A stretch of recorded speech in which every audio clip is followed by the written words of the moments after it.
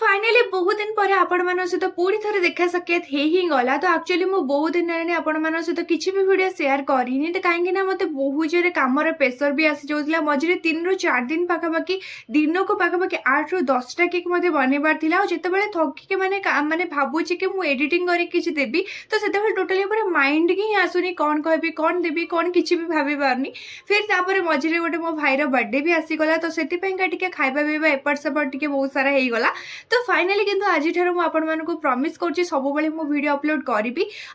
जो मुना बहुत सारा वीडियो ऑलरेडी रखी से मो फोन टा पूरे पूरी स्टोरेज फुल हो गला। माने गोटे वीडियो काटिले आउ गोटे वीडियो बनवा पड़ुची एमती ही होची। तो से प्रॉब्लम होची फिर भी मुझे ट्राए करी। आ प्रथम केकटा जोटा कि आपको देखी से रज टाइम ही बनई मुझे अपलोड ही कर पारनी से देखी देती। होप कर दुईटा कि डेकोरेशन भल लगी जदि भल लगे लाइक करूँ शेयर करूँ। रोज नमस्कार जय जगन्नाथ।